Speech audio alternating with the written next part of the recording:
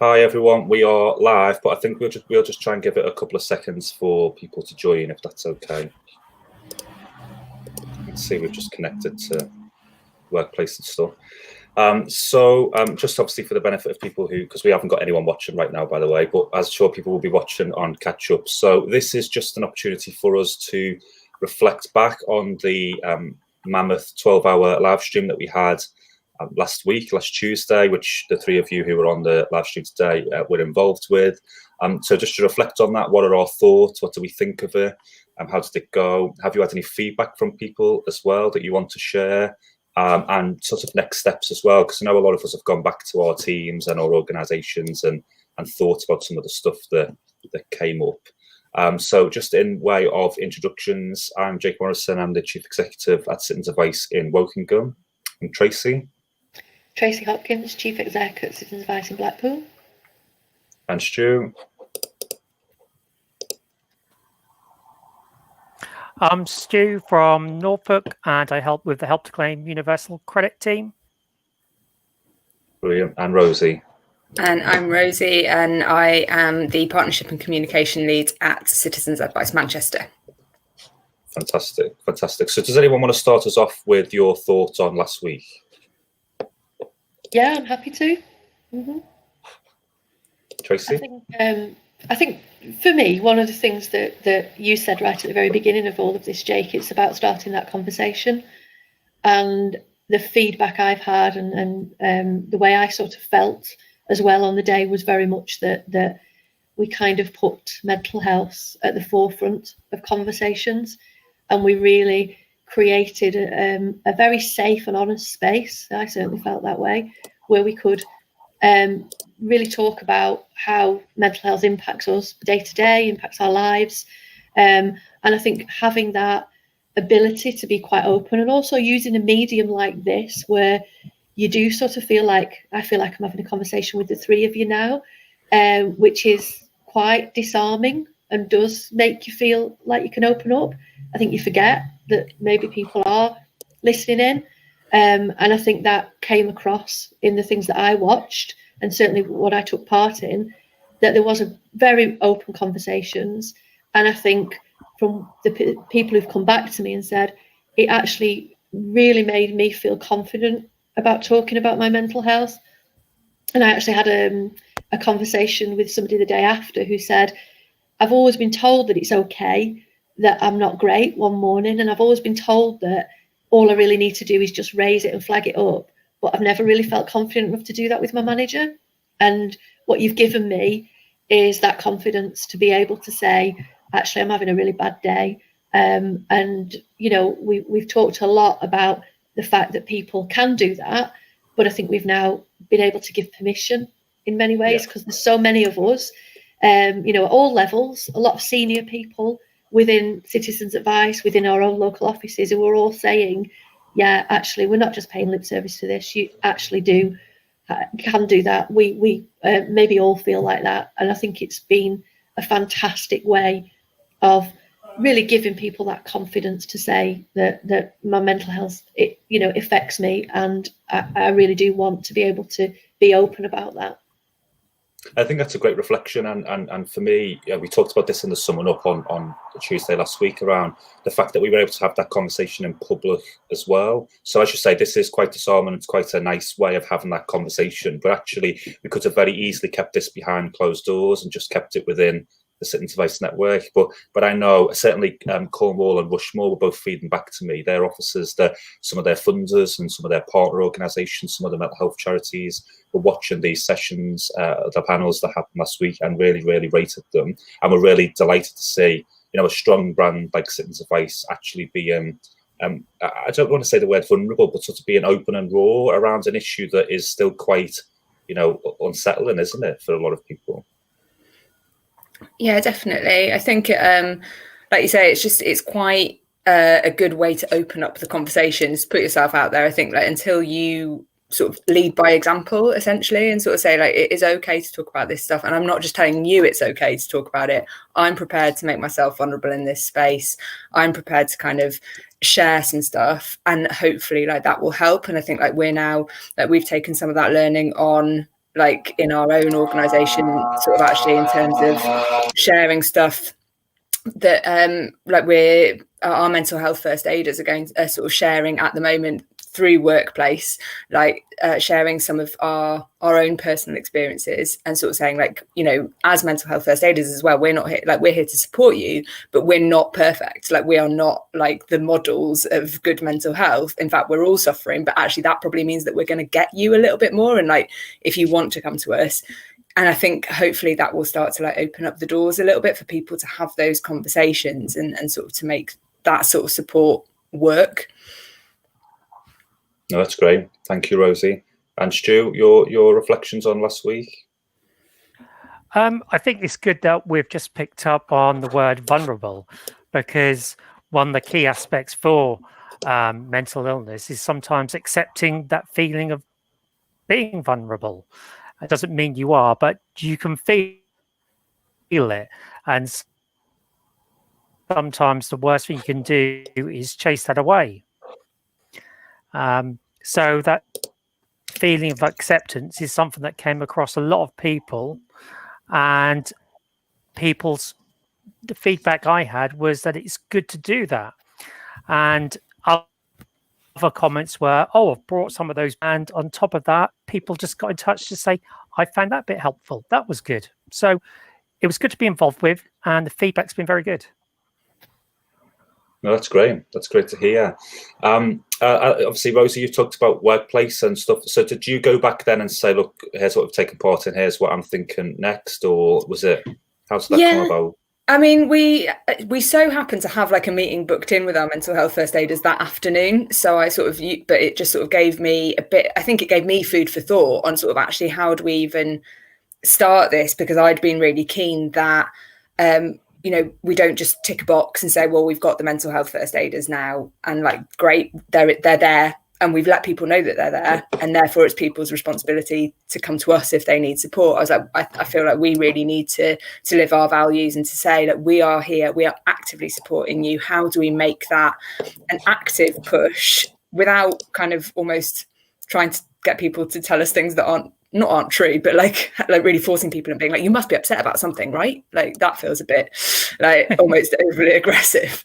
But like, I think it's just about sort of saying, how do we open up the doors to people to say, you know, you don't have to have share your deepest and darkest secrets with us and all of those thoughts, but we are here to offer you that support if you need it. And I knew that like a couple of people were keen to tune into various parts of the live stream. So I think it helped me to kind of go, right, this is like, plug into all of the live stream stuff as well. And then let's talk about this. So yeah, I think it's been really positive.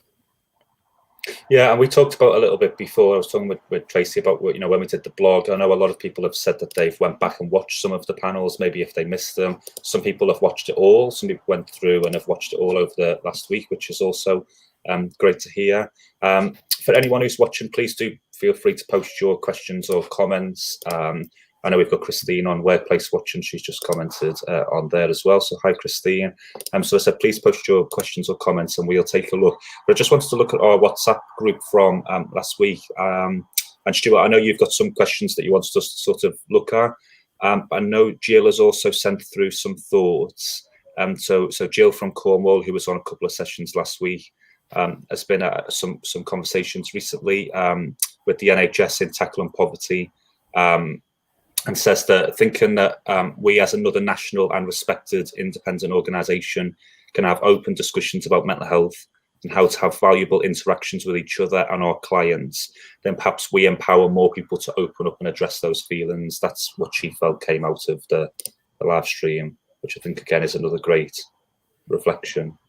Yeah, if I can just say there, Jake, I think to me that's the other dimension to this. It's about our clients and it's about us presenting a service that's very accessible. And you know, it's one of our values to be there for everybody, no matter what they need from us. And I think that it's kind of added that extra dimension for me, where we have presented ourselves as an organisation that is very accessible. You know, we've kind of moved it even further in terms of being inclusive. And I think also, like I said before, you know, this is right through the organisation, and I think it demonstrates that not only can we relate to clients, which I think is so important, that all of us at all levels are able to do that, it makes us a better organisation. It makes us more responsive. It makes us understand need in a way that I think we have to do, but also probably in some ways in quite a unique way. So, you know, I think again it just demonstrates to all of our stakeholders actually we are close to those issues that affect people's lives day in, day out. And clearly mental health is a thread that runs through all of that, whether it's debt, we all know about the links between debt and mental health, or whether it's housing issues or employment issues. I think it's so important that we acknowledge that mental health is a key element of the service that we deliver. And by coming forward and saying, we want to start this conversation, we want to make it there very much out in the open, and to be upfront about our own challenges and about the challenges that people around us have faced. I think it you know, I take Stuart's point about being vulnerable. I also think it makes us stronger, and that definitely was a theme from the day as well, that we're stronger because of this. And I think we're a stronger service. I think we're a better service because of this, and I definitely would like to see more of this kind of thing. Yeah, I definitely think that's what came through. Again, certainly I said in the winding up of the day, and people were saying about the format, and as you say about it just sort of disarming us. Really, this conversation is quite natural and relaxed and engaging, hopefully for people as well. But as you say, with clients, you know, anything that we can do to engage people in our services is clearly really important, and mental health is obviously a clearly important aspect of that. And there are some challenges that each of our local officers have and will continue now to have, obviously given the digital first and those different approaches, and we hope that will help. But you know, we've talked through before, certainly when we've done sessions at national conference around when we book appointments for people who we do a service for people with depression, and then we do appointments on a Monday morning at 9 o'clock, which is probably not the most advisable time to operate. But there's just some things like that where, you know, it's with the best of intentions, but actually we just need to think about some of these services and how they approach people. You know, the thing about clients not turning up to an appointment as well, you know, these are regular things that we see and that we have to make decisions on. But if we can have that more understanding about the barriers that people may have, and I think I've talked about, I don't know if I talked about it last week, but certainly talked about it at other forums around, there's plenty of times where I go, right, I'm now going to engage with the GP, I want to get a diagnosis on what this mental health problem is, and then you feel you want to reach out and maybe you can't get through the receptionist, which is quite often a difficulty with trying to get to a GP, and then you give up, you know, and then you've got another couple of weeks or months before you then actually feel willing enough to engage again. And I just don't want to, you know, I'm saying that quite flippantly about receptionists, but actually it is that difficulty, isn't it, of you can be confident enough to reach out, something can then get in your way, and that can knock you for quite a while before you feel confident enough again to reach out. And Tracy, you highlighted some of those problems that people come to us about. It takes a lot to be able to think about addressing those issues. We know people need to, but sometimes it can be so overwhelming that it is quite challenging for people to think, what am I going to do here? And we need to do everything we can to highlight the variety of cases that we have, etc., which is, you know, why, Tracy, we just turned out a report that we wrote in Wokingham last week. But anything we can do to talk about the variety of cases, anything we can do to welcome people in. And again, I do think that's why we wanted it in public, but also, as you say, if our staff and volunteers and even trustees can reflect on their own mental health and well-being and that of others, it should make us a lot more approachable and understanding of the cases that people have. Does anyone else want to follow up on that? I think you're right. I think, like you say, it's sort of that making ourselves very clearly a service that is here to support people, and kind of capitalizing on, actually, I understand how much like wealth of knowledge there is about various different like circumstances or various different like mental health problems. By talking, I can talk to my colleagues and say, actually, I've got a client, they're suffering with this, or they think they might be suffering with this, because actually they haven't, you know, as you say, they haven't necessarily engaged with the NHS, but they have come to us and they do need support. Like, what is it? How can I make my session with that person more accessible? How can I make it more likely that they turn up? How can I kind of understand what it is that's preventing them from engaging with services? And I think, like you say, the more we talk, the more we share, the more we understand these things, that actually it only goes to make us stronger as a service. And I think also, like, the fact that we put this sort of 12-hour stream out on like public forums as well, you know, it wasn't just within the Citizens Advice Network, it is like obviously available to anyone. And I think what it demonstrates really clearly and really well is actually you can, as a professional, and engage in the workplace and still be very open and clear about your mental health and not feel consequences. And obviously, unfortunately, we know that the case isn't the same for every employer. We're all very lucky to work for Citizens Advice Services who understand mental health and kind of are very open to it. But showcasing, again, like sort of leading the way and leading by example and saying, you know, people can have mental health problems and they can still be really functional and really good at their jobs, and they can, like, you know, and actually they're probably better than anyone you know about managing kind of these different things that are going on for them. And so I think that was another really valuable aspect of it, was to sort of say, like, look, you can do this and still like achieve loads of things if you want to. It's just about kind of finding the right ways of getting things out.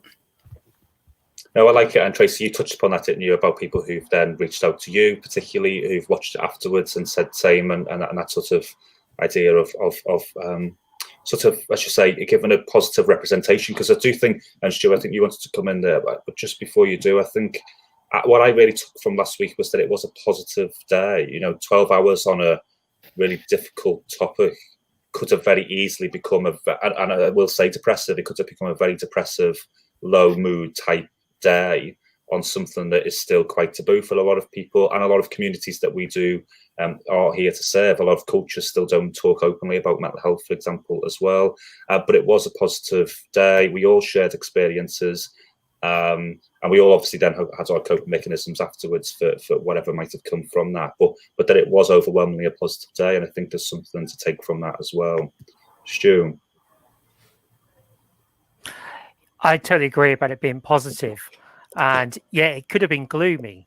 But I think what we succeeded in doing was showing that, yeah, mental health can be horrible, but there are ways to manage it and there's support out there.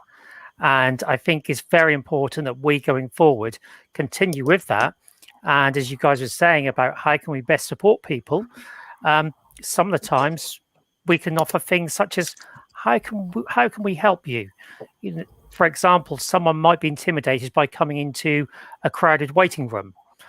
Now, it might be a bit different now because of COVID anyway, but prior to that, I know some people who had anxiety were rather worried about coming into a packed waiting room. So I'd say, I'll meet you outside. And that could make all the difference, something like that. Just offering it. And usually just knowing that you can do that helps no end. So just saying, we're open to this kind of thing. It doesn't matter if you're feeling anxious. We hope you're not, for your sake, but we'll still be here to help you and we won't be judging you. I think that's a great point. If I could just come in there with a really great example of this that cropped up with us last week. I have a member of staff who's working on a partnership project with an advocacy organisation and shelter. And we're completing PIP and ESA forms and doing appeals for people. And obviously at the moment, quite a difficult environment to form complete. You know, it's normally something we would do face to face, but this member of staff's been doing this over the phone. And we had a young woman last week who she completed a PIP form for and spent a lot of time going through all of this and obviously spent a lot of care as well, which came across in the feedback. And I got a wonderful email saying, thank you so much. Not only did I feel very comfortable about the whole process, I felt that for the first time in my life, I'd gone over all the challenges I have in my life with my mental health, and I didn't come out of it feeling like crap, because she did it in such a sensitive way with so much care, humour, understanding. And actually I came out of it feeling really good about myself. Yet every single time I've met with a professional where I've had to tell them, which happens all the time, as you know, if you're in the system and you're having to deal with a whole range of things, whether it's claiming benefits or even just telling various different health professionals how you feel, you will come out of it absolutely floored most of the time. And I think what we created last week was an environment where all of us could do that without feeling floored. But also, if we're doing that for our clients, then absolutely fantastic, because I think not only are we helping them get the benefits that they're entitled to, which is clearly going to help them going forward in their lives, we're also doing it in such a sensitive way because we have empathy and we understand what it's like to be in that situation.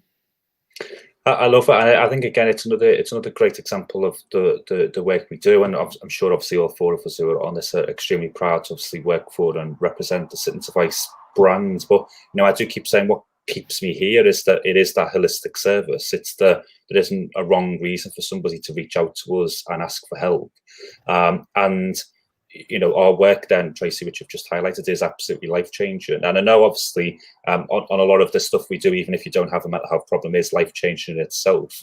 But if you're really able to move somebody forward far beyond what they ever probably anticipated you would do when they reached out in the first place, because of those expectations that you've just said, that are not unreasonable expectations, are they? Because it is often a very poor relationship that you then have with organisations. And we know, because again, I talked to Sarah Hughes about this last week, the Chief Executive Centre for Mental Health, around the problems with communication, for example, and services can be very quick to cut you off if you don't fit into the very clear boundaries that they have. So quite often we are simply an advocacy service for people, aren't we? Beyond obviously supporting them with their benefits, debt, etc., those key issues that we help with. But again, anything we can do to highlight that and showcase the work that we do, again, as it could hopefully bring clients in that probably never would have thought of us as someone that could help them, because we're a well-established brand, which we know that people aren't necessarily sure entirely what we do. Mm-hmm.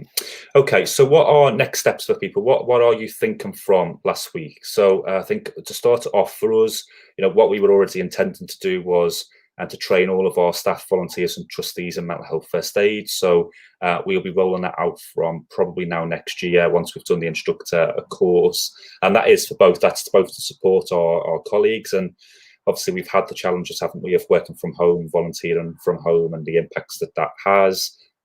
So we'll be certainly ramping that up towards the end of this year, and we have previously had a wellbeing group that we gave a small budget to. We started it last year. We gave a small budget to our team of staff and volunteers that led that wellbeing group, and they did introduce a lot of stuff. They would buy fresh fruit every week with that money. They were about to organise social events, which obviously unfortunately we had to cancel. We have a page on our intranet now where we post pictures of our favourite walks and places that we go to, just to encourage people to go out into.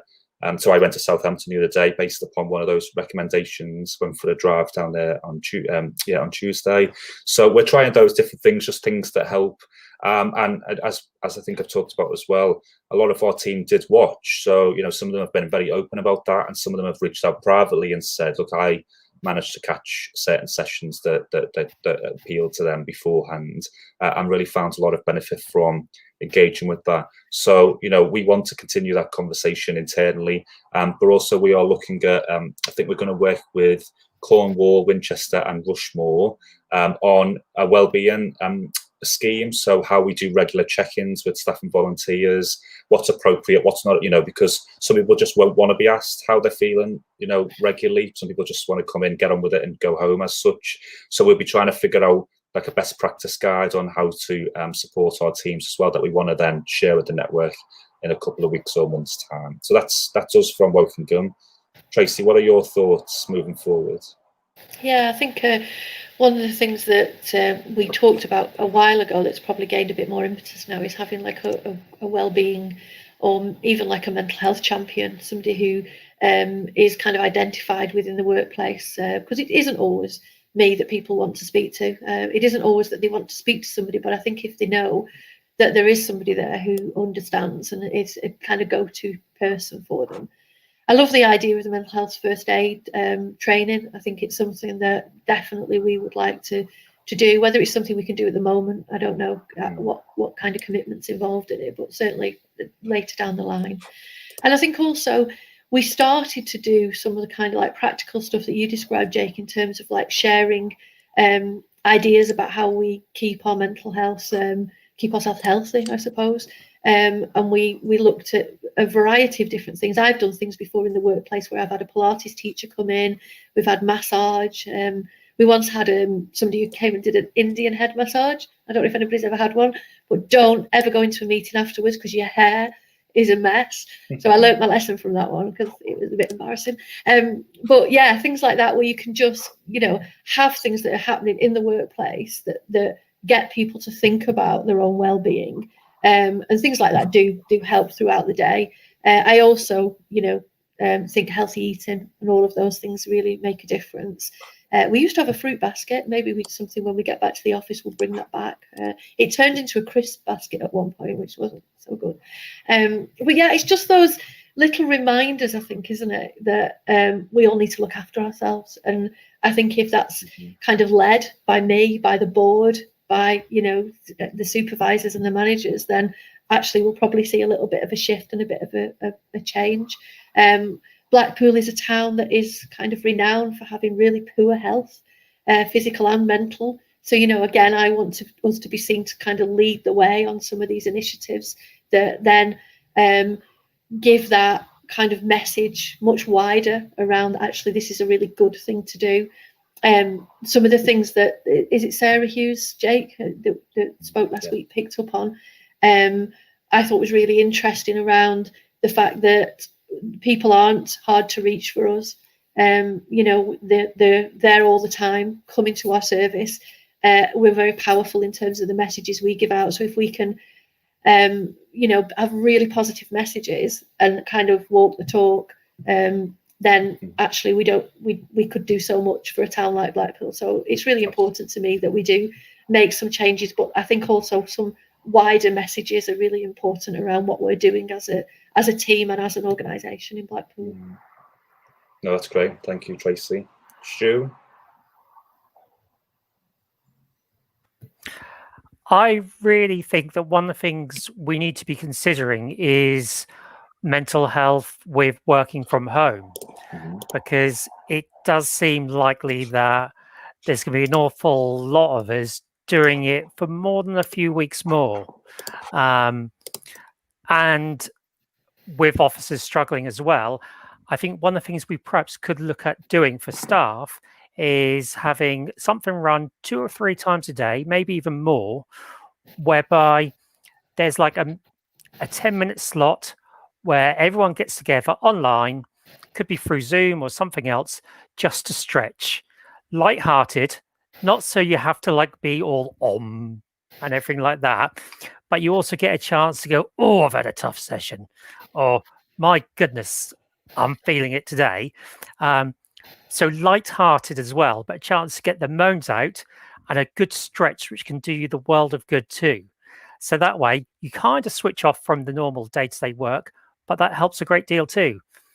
And as for in the workplace, where it's in the offices or campaigning, I think one of the things that Citizen Advice could do to get the word out there is to say, if you're coming for us for advice, it's okay not to be okay. So implement that you can come to us with a mental illness about other issues.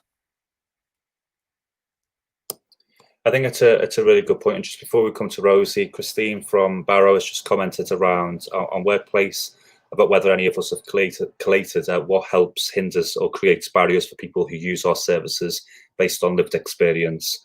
Sometimes kindness, patience, flexibility are not our first priority. I think again it's something that maybe we obviously need to work on, and we could look again at getting a group of us together to have a little look at that, because it ties in, Stu, with your point there about proactively going out there and encouraging people to reach out with us whilst recognising some of those barriers as well. So thank you both.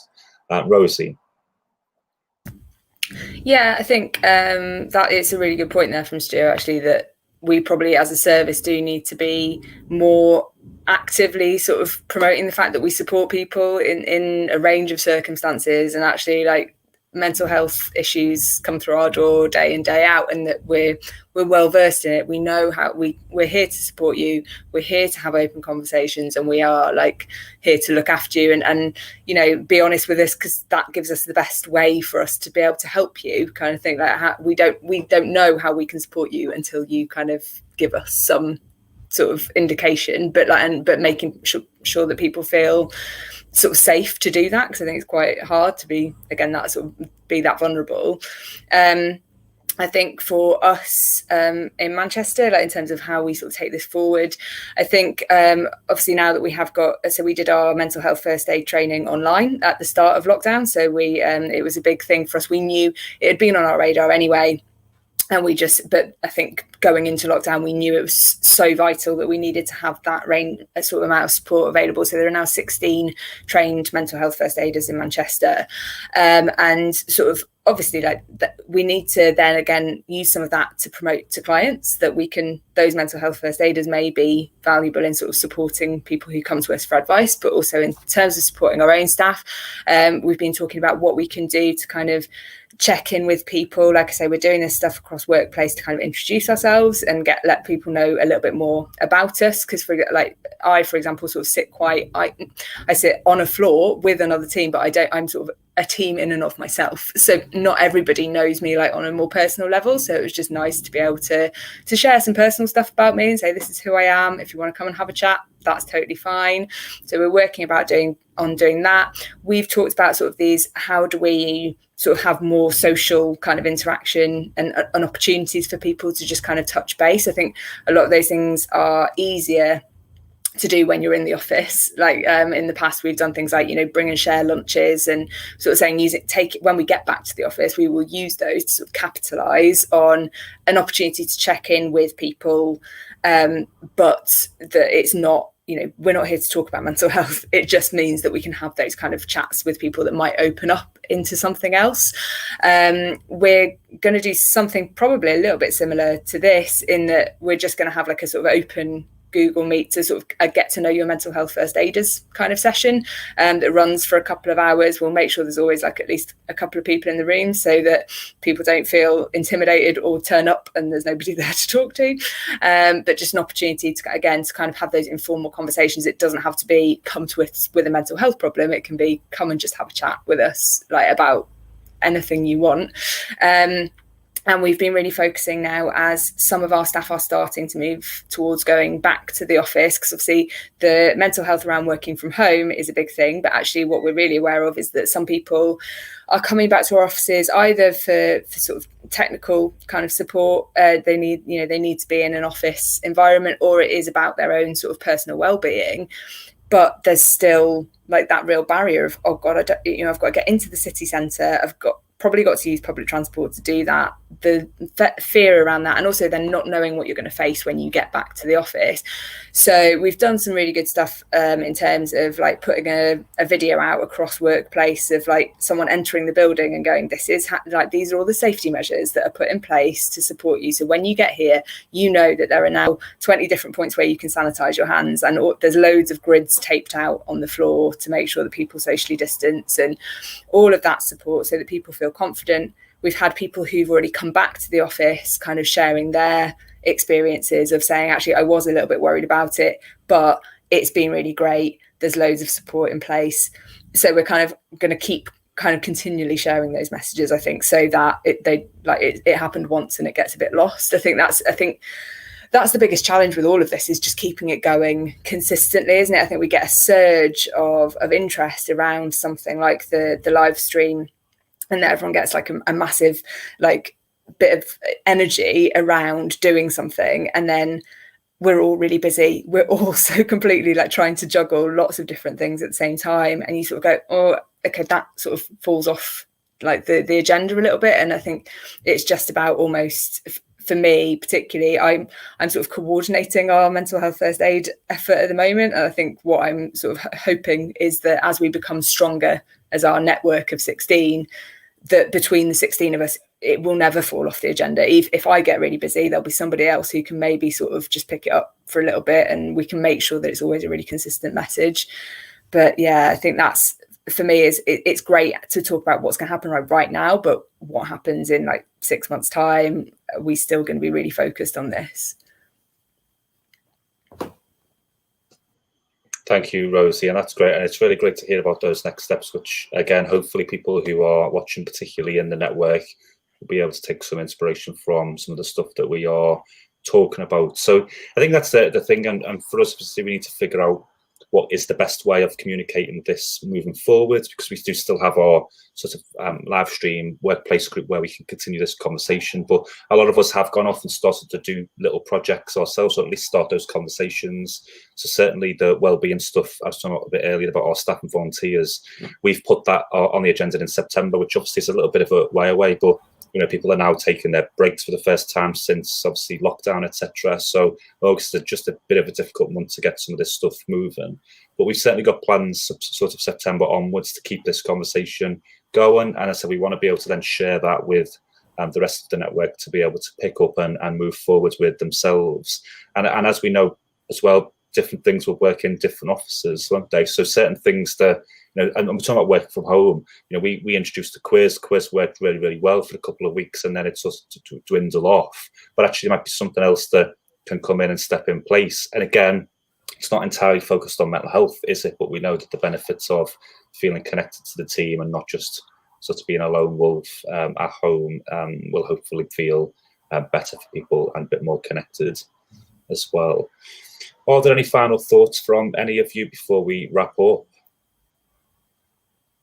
I think for me, just listening to people talk about some of the things that they're going to take forward, I think there's something for me about people recognising when they're starting to slip a little bit, and probably this is for me as much as anybody else. And I think I'm trying to think of ways in which we can support one another whilst we're in this situation where we're working from home, stay connected enough so we see the signs of people, because Rosie said, you know, we're all so incredibly busy, and it's much harder to carve out time to just have those conversations. You can't just pop into the general office and have a chat. You know, it's like I miss that kind of wandering around the building. We've got quite a big building, and I have to make an effort to go and see my finance manager who's on the other side, or to go downstairs and you know, and see what's happening in the drop-in. And I miss that. I really miss that. And I know others do as well. So that kind of, it was natural to just check in with people and see how they were. We're having to try and do that now and make an effort to do that. But I think it's also about people recognising that whilst there's a lot of pressure of work, whilst they are at home trying to balance so many different demands, that it is stressful and it can lead to problems. And it's knowing that that's on the horizon before you get to a state where you're feeling really terrible. So I'm just thinking about what we can do, and maybe that's something that we can share on Workplace, the things that we're doing collectively, because I do not have all the answers on this at all. I'd be, you know, very willing to listen to things that other people are doing, just so that we can all be very, very conscious of some of those alarm bells that we all have when we're finding situations stressful and our anxiety levels are going up. At the moment, I was talking yesterday to my board about this. I'm going into the office 1 or maybe 2 days a week, and I find my anxiety levels go up massively because I feel so responsible for everybody, and so responsible for me making sure social distancing happens. I don't want to be the social distancing police. I find that really difficult, but yeah, I find I'm getting quite anxious because I want everybody to remain safe. And I think just maybe recognising that in myself and maybe thinking about what I can do. Rosie, you came up with some practical things about lines on the floor and, you know, making it more obvious to people, but people fall back into old habits when they get into the office. And I, you know, and that's something that I am trying to make sure that doesn't really make me feel quite anxious about being there. So it's just some of those practical things, isn't it, that we could share that would help one another. Yeah, and that would be the final thought from me, that, you know, because I agree with you about we're doing a lot less of the softer stuff of just the bit of a conversations to have. But I actually feel far more connected through lockdown than previously, just because we now have, certainly as a chief exec, we have the peer support calls once a week that are still quite popular, and there are a lot of other different things to dip in and out of. And obviously we've done this live stream as well, so we've got that sort of side of stuff, haven't we, of building those relationships. But I should say we have far less of the softer stuff, the nice little conversations. But you even talked about, I think before we came onto the live stream, wasn't it, about energy? So there are even things about just sitting at a desk all day, and then that in itself is not really making you feel good. So there are lots of pros and cons, aren't they, at the moment? Any other final thoughts from people, Rosie? Yeah, I think the thing for me that this really sort of highlighted is the passion that there is across the network to do something and to do more. I think we've kind of said, right, we've always been a supportive service. People know they can come to us for help, but there's a really good network of people, and that's just the people who took part in the live stream. And we know that from the amount of people who are watching, and from the amount of comments we got, and the amount of feedback we had, that we're not the only people. There is a lot of sort of energy out there to do something. So I think that for me is, I'm just really excited to see through that kind of the connecting people a little bit more. It's about like what we can do now, and how can we sort of take our service to an even better level, because we've got the sort of passion, and we've got a bit of understanding about how we start to unlock things a little bit. So yeah, it's really positive, I think. I agree, completely agree. That's why we do just need to keep it on the agenda. That's the key thing, isn't it, really? Stu? Yep, exactly. Keep it on the agenda. I think we've got to make sure that we don't stop here. I'm not saying we regularly do a 12-hour broadcast, because that's not going to be good for your mental health. But I think what we do need to do is make sure that we're regularly talking about it. Now, I don't mean that we're doing the same old thing time in, time out, but that we're a fixture, just like everything else is. So there's conversations ongoing about PIP. There's conversations ongoing about new changes in employment law. We've got to make sure that there's always stuff going on about mental health. And whether it's the same people or not, it's just always there. So if people want to dip in and out, they can. We've got to make it consistent. I agree, absolutely agree. And I do think, given that there's still a lot of people engaged with this topic a week on, and people have done stuff previously, that willingness is there. It's just, because Tracy, when you were talking before about stuff, in my head I was just thinking, well, we're continuing to work from home. We had our board meeting yesterday. We will open our office, but most of our team will be working from home. But we are going to start going into the dark early afternoons, so you'll be, at least at the moment, you finish work and you could still go out for a walk, you could still go and do stuff. We're going to have people finishing, looking out of the window, and it's going to be dark by 3, 4, 5 o'clock, and that's not going to make people feel that engaged in going out and doing stuff as well, is it? So we certainly could be continuing to have problems, or evolving problems moving forward as well, which makes this topic more important still on that agenda as well. So thank you very much to Tracy, Rosie and Stu for taking part in this again. It was just I think a nice opportunity to have a bit of a catch up on what we did last week, which still gets a lot of good comments and stuff. And we've just had a comment from someone. It's come up as since I've spoken to them, so I don't know who it actually is, but someone from our team, obviously. I think the barriers around mental health are starting to break down, which is very positive. So thank you to whoever from our team has just logged into our account to post that, which is great. So any last words from you? Because some of you just unmuted, so I didn't know if you were coming in. Just to say thanks, just to say let's keep this on the agenda. Great today to speak to the three of you, and I hope people have found it useful who've been listening, and yeah, thank you. Thanks, Jake. Great. Absolutely. I was going to say the exact same thing. So yeah, it's good to know you're in sync, which is good. Same. There we go. All four. Okay, brilliant. Thank you very much, everyone. Thank you. right. Thanks. Bye. Bye. Bye. Bye.